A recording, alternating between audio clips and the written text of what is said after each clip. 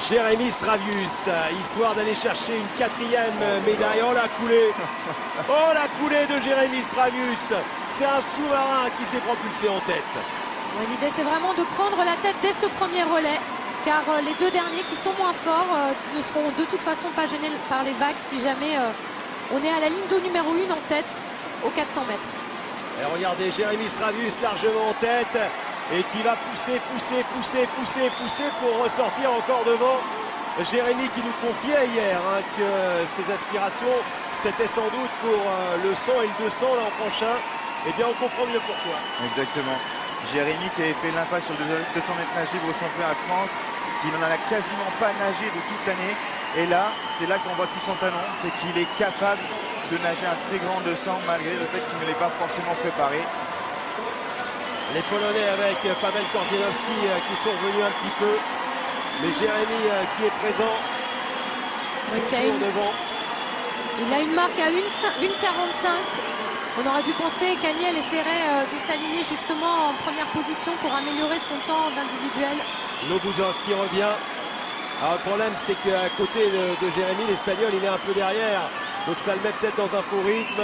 Allez, tenter de pousser Jérémy qui ressort le dernier. Ça a accéléré à la ligne d'eau numéro 3 avec le néerlandais Björn Driesens et Jérémy Stravius qui accélère maintenant. Ouais, et les Polonais aussi également à la ligne 8, qui sont légèrement devant. Korzienowski, non, c'est Jérémy. C'est Jérémy qui va toucher le premier. Et de quelle manière? Attention, le chrono de Jérémy Stravius. Une 47,62 au départ. Ça lui aurait assuré la finale sur le 200 livres. Et voici Yannick. Allez, c'est parti très fort pour Yannick. Il va pas ménager son effort. Il va tout donner pour ses copains de relais. Même s'il n'est pas vraiment dans les meilleures prédispositions, on sait qu'il va tout donner. Il a la longueur et il m'a semblé plus saignant sur ce virage. Alors on sait que ce n'est pas les 100 premiers mètres les plus dangereux pour lui. C'est ce qui arrive après. Mais je pense que le temps a travaillé pour lui. Et on sait qu'il fonctionne à l'orgueil. Il a pu recharger les batteries après sa médaille de bronze qui lui a coûté beaucoup d'énergie. Et les Français qui sont largement en tête après 300 mètres de course. Ouais, il faut prendre un maximum d'écart, un maximum d'avance maintenant parce que les deux garçons qui suivent, eh bien, ils seront confrontés à des garçons comme Biderman, comme Choukourov. Ouais. Et Yannick qui vient quand même de passer en 50 secondes 8 dixièmes. Pour info, il me semble que dans la finale du 200, il était passé en 52 secondes et 1 dixième. Donc il est légèrement, même beaucoup. Enfin, parti beaucoup plus vite que... Il est parti beaucoup plus vite. Ça va être intéressant d'avoir son chrono lancé. Regardez, il est en train de mettre un boulevard aux adversaires. Il faut au moins cela. Il est en train d'accélérer, Yannick Aniel. Il le fait. Oh, quel champion, quel orgueil, quel patron. Regardez. Et maintenant, ça va être la course contre la montre. Parce que derrière, il va y avoir la meute lancée derrière Loris Bourrelli. Et derrière également Clément Mignon. Allez attention à la prise de relais. Oui. Impeccable. Et le temps de Yannick Aniel, une 46,06 lancée, c'est quasiment ce qu'il avait fait lors de la finale du 200 livres. Oui, une 46,6 avec la différence du départ lancé, c'est exactement le même temps. Bah, c'est parti pour le Loris Bourrelli. Voilà, maintenant le danger, c'est pour lui de ne pas partir trop vite, d'essayer de maîtriser son effort. Mais c'est une chance d'être à la ligne 1 parce que vous voyez, ces garçons respirent du côté droit et ils peuvent se concentrer sur leur propre énergie sans se laisser emporter par l'envie d'être devant en regardant les adversaires.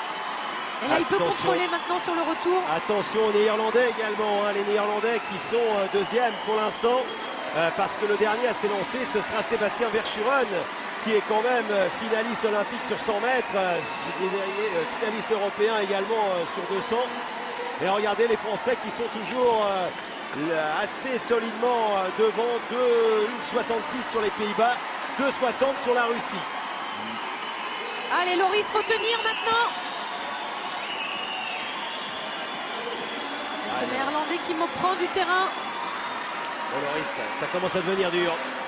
Ça commence à devenir dur, mais tenir avec le retour également de la Russie et de l'Allemagne au milieu de l'écran. Loris Bourrelli, le nageur de Toulouse. Faut rien lâcher. pour aller jusqu'au bout de ce 200 mètres. Pour y aller pour les copains, il faut serrer les dents. Alors que Clément Mignon se prépare, lui qui aura pour la première fois le dernier mot à dire de ce relais. On a vu des superbes nageurs comme Stravus, Saniel. Oh là là, les arriver à Russes. remporter, Allez, une Clément. médaille pour la France. Allez Clément. Oh, le relais effectué par Kranjčík. Incroyable pour les Russes. Je regarde une 47-19 une nouvelle fois. Et les Français qui sont toujours premiers, la Russie deuxième. Et oui, non, là ça commence à revenir avec Paul Biedermann qui est passé devant. Si Paul Biedermann réussit l'exploit d'emmener l'Allemagne sur le titre, eh bien ce sera l'explosion ici. Vous avez également l'Italien Filippo Bernini dans la vague de l'Allemand qui va fournir un bel effort pour revenir à sa hauteur. Et Chokourov qui a pris une grande avance. On va voir s'il arrive à tenir sur le retour de Biedermann.